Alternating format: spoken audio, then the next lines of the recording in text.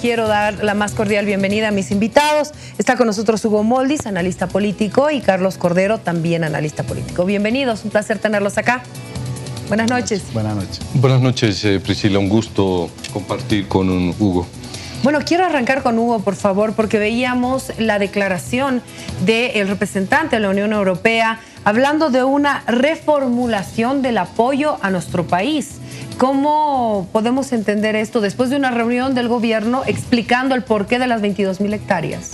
Ha dicho eso, pero además ha dicho que no se va a poner en duda el apoyo a Bolivia, ambas cosas.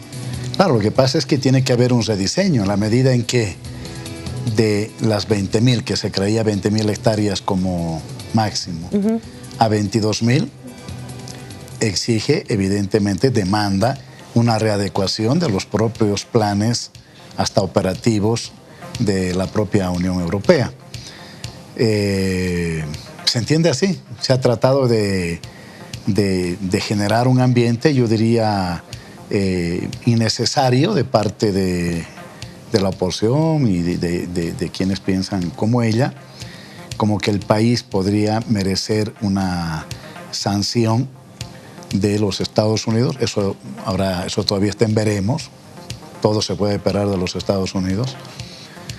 Y de la Unión Europea. La Unión Europea ha ratificado su apoyo, lo ha hecho siempre, ha desmarcado siempre su posición de los Estados Unidos. A mi juicio ha tenido siempre una actitud bastante racional.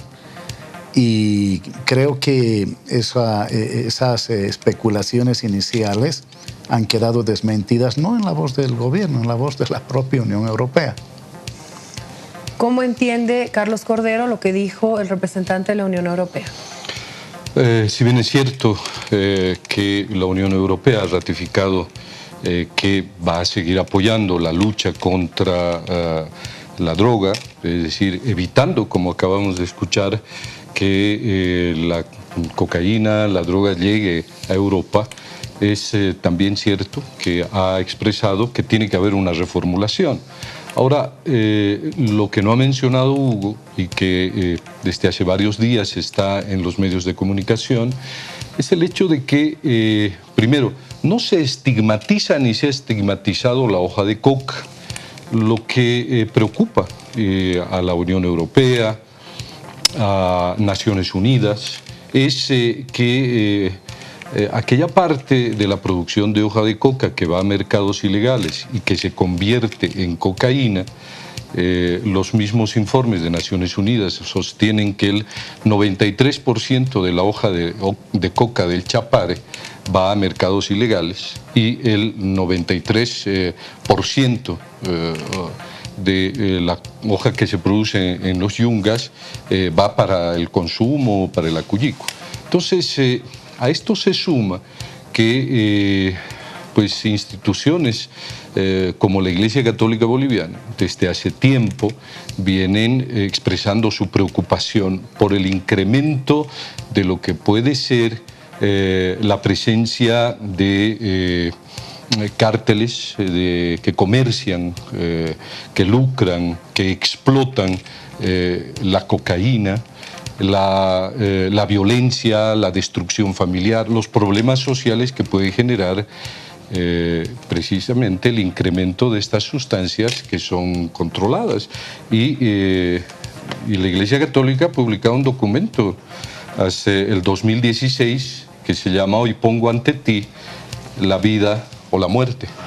Es un documento de la Conferencia Episcopal Boliviana donde expresan precisamente su preocupación por este circuito cocaína y los efectos perniciosos en la economía, en la salud social de esta sustancia que sale de la hoja de coca, es decir, y también valoriza los efectos beneficiosos que puede tener la hoja de coca.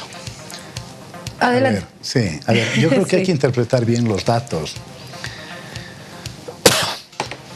¿Por dónde sale la hoja de coca de los yungas? Ruta natural, mercado de Villa Fátima, ¿verdad? Es una ruta natural. Ahí está el mercado legal. Así es. ¿De dónde salía legalmente la hoja de coca del Chapare? Sacaba. Sacaba. Muy bien. En los últimos años se ha producido una demanda de la hoja de coca en Santa Cruz y en Tarija, legal. Explicable incluso por el crecimiento demográfico de Santa Cruz. ¿Quiénes se están trasladando principalmente a Santa Cruz? De la región andina. Eso no es desconocido para nadie, ¿verdad? La propio censo de población y de vivienda del INE puede dar cuenta de esto. La lógica económica, la suya, la tuya, la mía, si fuéramos productores, para atender la demanda de Santa Cruz, no es pues llegar a Sacaba, ¿verdad? Y de Sacaba a Santa Cruz. De ahí es que los productores de hoja de coca, a través de sus federaciones en los últimos años, han ido planteando que se abran mercados legales también en el trópico y en Santa Cruz. ¿Sí? O sea, en la ruta, digamos. En la ruta, ¿no?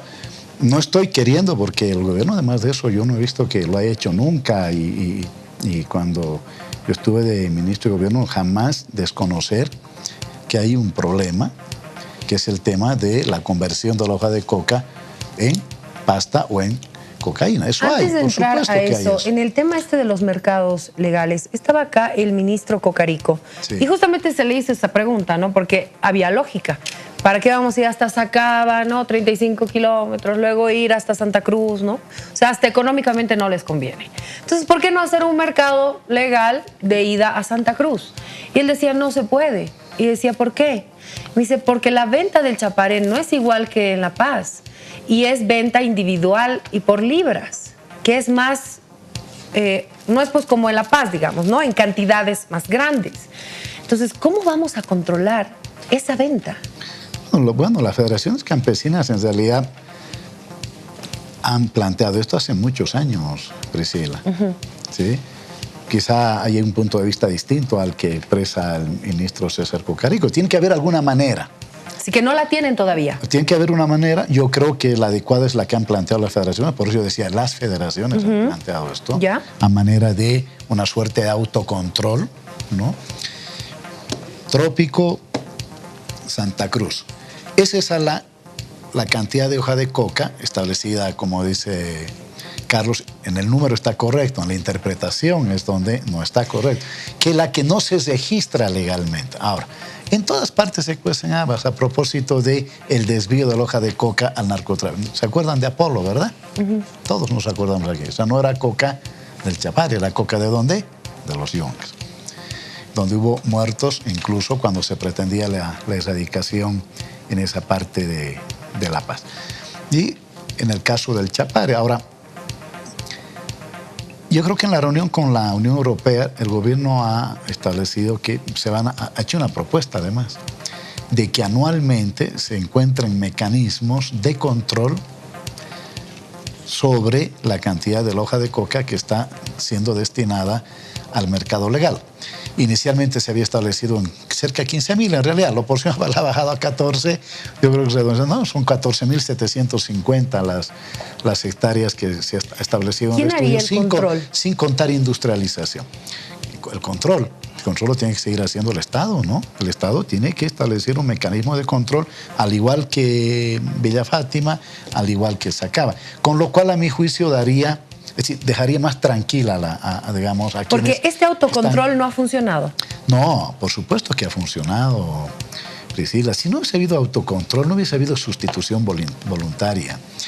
Y hubiéramos tenido, que es algo que no dice la oposición, heridos, muertos, enfrentamientos, como hemos conocido durante 20 años. En la erradicación. Así es. Así que las organizaciones han jugado un papel, pero es el Estado, ¿no? Finalmente es el Estado el que tiene que ser el responsable de transparentar la ley que acaba de aprobar, de complementarla con dos cuerpos legales más, la ley de sustancias controladas y algo que estaba en el Código Penal antes de la 1008, que era toda la tipología penal no estaba en la 1008, antes de 1988, estaba en el Código Penal. Ahora vamos a tener un sistema penal que en un solo cuerpo reúne el código sustantivo, que estudios del derecho le llaman el código propiamente, y el código adjetivo, que es el procedimiento. Entonces, el código penal y el código de procedimiento. Entonces, ley de la COC, sustancias controladas y sistema penal, creo que hacen un triángulo que pueden garantizar el consumo legal, cultivo para consumo legal y unas duras sanciones al narcotráfico. Y sobre la preocupación de Carlos y de la Iglesia, es decir, felizmente, digo yo, en el país, yo no diría solo por razones de la eficiencia de los organismos antidrogas, porque no quiero descalificar ni a los de Colombia ni a los de México, que yo creo que también hacen lo suyo, quizá menos, en fin. Aquí se ha demostrado el éxito de la nacionalización de la lucha contra el narcotráfico, pero yo diría también por razones culturales, felizmente no hay una tendencia, no la ha habido nunca. Yo podría ahorita decir qué ha pasado con los narcovínculos, en fin, sería forzar mucho la realidad.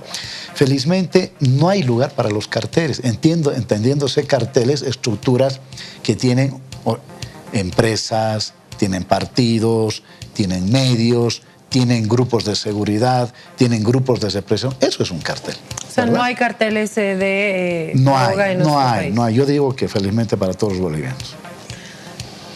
Pues a Hugo quien lo contradice es el señor Cáceres, el zar de la lucha contra la droga acá en Bolivia. Pero además los hechos, el gobierno, o sea, tiene en este momento en las cárceles de Bolivia a 2 generales de la policía. Es decir, uno de ellos, el general Nina, y otro, el general Sanabria, que está en Estados Unidos, acusados de tráfico de cocaína, es decir, con procesos. Entonces, hay la preocupación de la Iglesia boliviana se enfoca a que el Estado hace poco para la prevención y poco para la rehabilitación. Y cuando hablamos de justicia, claro, es decir, sanciones más duras, o sea, leyes más estrictas, por supuesto que deberían ser aceptadas finalmente, pero tenemos, Hugo, graves problemas de hacinamiento en las cárceles bolivianas, producto de la ley 1008. País vecino como Chile ha expulsado a bolivianos que estaban en sus cárceles ocupando espacio bajo el compromiso de que no regresen a Chile, y casi más del 90% eran personas que estaban vinculadas con el tráfico de drogas. Entonces, lo que preocupa esto es el impacto social, que evidentemente podemos hacer mayores políticas o políticas más duras para reprimir el narcotráfico, pero ¿y qué de las cárceles? Las cárceles están hacinadas, más del 80%, del 87% de quienes están en las cárceles de Bolivia no tienen sentencia ejecutoriada. Bueno, ese es un tema que también preocupa y que no ha tenido solución. Ministro de Gobierno ha sido Hugo Moldis también, y ha sido un tema que hasta ahora no se encuentra solución. No sé cuántas cumbres ya se han hecho y hasta ahora no hay nada, ¿no? Pero bueno, ese es otro tema, ¿no? Para no desviarnos de la cuestión. No, entiendo, es otro tema. Carlos ha citado a Felipe Cáceres, pero no ha dicho en qué me contradice, primero. Segundo... Él sostiene, te digo, lo que él sostiene, de que evidentemente hay presencia de cárteles en Bolivia. ¿Te acuerdas que se ha vinculado que el hijo del Chapo Guzmán? Sí, lo que se ha dicho es que hay emisarios. Bueno, los carteles no están funcionando aquí. O sea, no tienen sede en Bolivia, no. Pero sí hay presencia de miembros. No, por supuesto que tienen emisarios, que lo mismo están gestionando, si tú quieres, la compra Bermelo Rojo, para unos o para otros, ¿sí? Chapo Guzmán, una suerte de intermediarios de los carteles, ¿no? Hay que ver Colombia, sobre todo en la época de Pablo Escobar. Hay que ver lo que está pasando en México, y eso no está pasando en Bolivia, felizmente. Felizmente. Voy a decir, ¿no? Y a propósito de la iglesia, es decir, hay curas pederastas, ¿no es cierto? Y no por eso todos los curas se abusan de los niños. Entonces, ha habido, evidentemente, algunos policías que se han involucrado en esto y que han sido procesados y han sido sentenciados por eso, pero no podríamos comprometer institucionalmente. Es decir, yo me he negado siempre a esto, Priscila, Carlos, aún cuando yo era opositor al gobierno de Jaime Paz, y me pareció que era demasiado forzado, pero demasiado forzado, tratar de insinuar la penetración del narcotráfico en la política. Creo que eso es lo que quisiera escuchar la Embajada de los Estados Unidos, ¿sí? Lo quiso escuchar antes, durante el gobierno de Jaime Paz, y lo está queriendo escuchar ahora. Y creo que ahí no hay elementos. Cuando nosotros decimos, ¿dónde están los datos? No vamos a encontrar, ¿no? Y en el tema del consumo también, la Universidad Católica Boliviana, a quien Carlos le tiene también un gran reconocimiento, ha hecho un estudio a propósito de la demanda, del consumo, ¿no? Estudio de prevalencia. Y ahí se ha establecido que es más peligroso para los bolivianos el consumo de drogas legales que el consumo de drogas ilegales. Estamos hablando de alcohol y de tabaco. El consumo de cocaína llega acaso al 1%. ¿Sí? Yo ahí vuelvo a incorporar razones también culturales en nuestro país, ¿no? Claro, no es para estar tranquilos, evidentemente. No podemos estar tranquilos ni consumiendo mucho alcohol, ni pensando que el 1%... Ambas cosas son malas. Por supuesto, ¿no es cierto? Por supuesto, pero ahí están los datos de la encuesta, ¿no? Yo creo que, a ver, donde se cae el discurso, digamos, de la oposición y a veces preocupaciones legítimas, es cuando se trata de ignorar que ya el movimiento campesino, como tal, y entre ellos el movimiento cocalero, planteó, antes de ganar las elecciones del 2005, Evo Morales, la separación de la 1008 en dos cuerpos legales distintos, precisamente por lo que acaba de decir Carlos. ¿Por qué las cárceles se poblaron? Porque la 1008 presumía la culpabilidad hasta que demuestres tu inocencia, cuando la Constitución dice al revés, ¿verdad? Presumir. Se convirtió en una supraley por encima de la Constitución. Y hay un montón de gente que creo que podría haber recibido otro tipo de sanciones, ¿no? Entonces, en síntesis, hay una ley que hoy va a regular los cultivos. Quienes se pasen de la cantidad de coca permitida hoy por ley van a ser procesados, desde administrativamente hasta penalmente. A mí hay algo que me llama la atención y no encuentro respuesta, porque se lo pregunté también al ministro Cocarico y lo hemos vuelto a hablar ahorita y no hay una respuesta clara. Cuando se plantea una norma y se establecen varios mecanismos, se establecen las hectáreas y demás, pero cuando se habla de control no se tiene clara la figura. Hugo me dice, tiene que ser el Estado. El ministro dice, estamos viendo y en la reglamentación vamos a ir saneando eso. Y es lo más importante, según yo. Pero perdón, antes que esperemos la reglamentación. Pero ¿y por qué no está dentro de la ley? Pero el principio es el Estado, no solamente el Estado, la Constitución.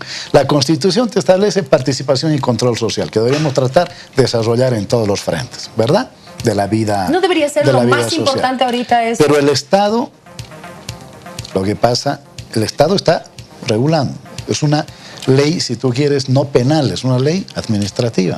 Esperemos, Priscila, no hay que desesperarse, que salga la ley de sustancias controladas, que salga, y por eso la Asamblea está literalmente corriendo, ¿verdad? La ley de sustancias controladas, el sistema penal, para poder apreciar el conjunto del tablero. Porque yo me imagino que eso le deben preguntar los diplomáticos hoy día al gobierno. Es decir, perfecto, o sea, van a ser 22.000, no hay ningún problema. Esto va a ser para aquí, esto para... Y estito, ¿cómo vamos a controlar? Y que nosotros le digamos, tenemos que hacer la reglamentación. O sea, ¿por qué no tener ya todo eso en meses y decir, bueno, señores, vamos a tener tantas hectáreas, ¿no? Y el control va a ser este. Ya ha sido definido. O sea, una política clara y directa. El Estado va a controlar los mecanismos. Pero no sabemos cómo. Esperemos que el trabajo, que terminen los trabajos los legisladores. Pero el Estado va a controlar, va a regular y va a sancionar duramente esto, Priscila. Carlos. Pues sí, ojalá que así sea, pero vuelvo a decirte, Hugo, la sanción, el tener... Bolivia siempre se ha caracterizado por tener una legislación, pero políticas públicas muy laxas y sobre todo un Estado que no ha sido eficiente en muchos niveles. Los grandes reclamos que se le hace al gobierno del presidente Morales también o están vinculados con hechos de corrupción, pero fundamentalmente con la ineficiencia del Estado. Lo que pregunta Priscila me parece absolutamente puntual. Y también lo que yo te decía, que la Iglesia lo ha puesto en primer lugar. ¿Cómo prevenimos? Si quisiéramos los ciudadanos escuchar, que nos digas tantos millones de dólares el Estado va a invertir en educación, en la juventud, en los colegios, para evitar que caigan en el ocio improductivo, el consumo de alcohol, la marihuana, la cocaína, porque los padres de familia tenemos una enorme preocupación, tenemos problemas con nuestros hijos respecto a precisamente estos problemas de carácter social. Pero no solamente la prevención, sino también la rehabilitación. El Estado, o sea, le da a las cárceles, a quienes están en las cárceles, aproximadamente 9 bolivianos por persona que está detenida. Y a los hospitales, a los centros de rehabilitación, o sea, no llega ni a los 6 bolivianos. Entonces, tenemos problemas en salud, políticas de rehabilitación, porque hay que tener tolerancia, paciencia, con quienes han caído en las garras de la drogadicción, jóvenes fundamentalmente. Hay que ser durísimo con quienes trafican con las vidas humanas y ahí estamos perfectamente de acuerdo. Pero tú dices, vamos a ser duros con quienes se excedan en la producción, en el sembradío, en la producción. Sí, durísimos con los sembradores, me parece muy bien. Entre otras cosas, ojalá que por lo menos pagaran esos 50 bolivianos de impuesto por hectárea. Ojalá, por lo menos, es un punto de partida. Es decir, ahí empezamos con políticas educativas en torno al pago universal de impuestos, pero fundamentalmente sí, estamos hablando de la rehabilitación de jóvenes bolivianos, familias que han quedado destruidas exactamente por el consumo de alcohol, que es altísimo. Y el alcohol jala al tabaco, el alcohol y el tabaco jalan a la marihuana, la marihuana jala a otro tipo de drogas que son absolutamente perniciosas. Realmente quisiéramos escuchar decir que el Estado va a ser intolerante, tolerancia cero, ¿no? O por lo menos vamos a desarrollar políticas de rehabilitación, o sea, porque hay que recuperar a esos jóvenes que han caído en este mal. ¿Dónde entra todo eso, Hugo? ¿Eso tendría que estar en la ley, reglamentación? ¿Es una política de Estado? ¿Se tiene que hacer otra norma? A ver, está, ¿no? Está la inversión en proyectos productivos para quienes, por ejemplo, han caído detenidos por la ley 1008. Tiene financiamiento de la Unión Europea. Creo que deberíamos, sí, recojo ahí lo que dice Carlos, pensando de una manera más integral, convertir a la sociedad en una verdadera escuela, ¿no? Y reitero, la sociedad es una verdadera escuela, es decir, no es un tema solo del gobierno, también de la iglesia, oye, las ONGs, en fin, en que ese 1% mejor desaparezca, ojalá, ¿no? O por lo menos no suba, ¿no?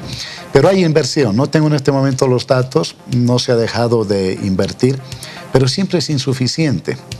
Es insuficiente porque cuando vemos el tablero, se ha nacionalizado la lucha contra las drogas, pero evidentemente la presión de la comunidad internacional, ¿no? Compromisos, etcétera, lo que han hecho es que se ponga más énfasis en la interdicción. Vamos a coincidir más allá de gobiernos neoliberales o no, ¿sí? Que es el pecado, si tú quieres, original. admitido por presidentes como Cardoso, como Gaviria, que dijeron la guerra internacional contra las drogas fracasó, no es invento mío. Hace 3 años más o menos. ¿Y por qué fracasó, dicen ellos? Porque se ha puesto demasiado énfasis en la oferta y absolutamente nada en la demanda. Pero además de eso no se habla de los precursores. ¿De dónde vienen los precursores? Del norte, ¿verdad? Entonces, este hecho yo creo que ha minimizado el esfuerzo, la propia visibilidad y los propios recursos a estas campañas de prevención. Yo no puedo menos que estar de acuerdo. Reitero, no es que no se está haciendo nada, pero seguramente es insuficiente. ¿Y por qué es insuficiente? Es porque precisamente no lo estamos visibilizando, ¿no ve? Nos parece excelente que este tema haya salido a la mesa de debate para que se ponga en manos también de la sociedad y de las autoridades. Estamos hablando de hectáreas de coca, de narcotráfico, sí. De todo, y no estamos pensando en quienes son víctimas de esto, ¿no? Y gobiernos subnacionales también, ¿verdad? Excelente.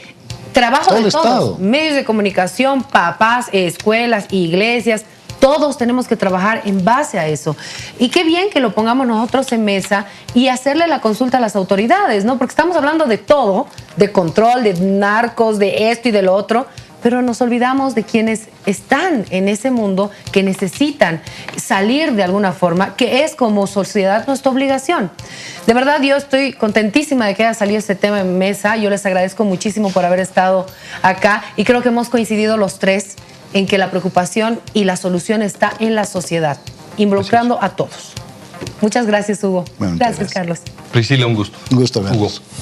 Bueno, ahí está, amigos. Tenemos tarea pendiente. Todos, no solo el gobierno central, no solo departamental, municipal, todos, escuelas, colegios, educación en casa. Así que hagamos también la tarea.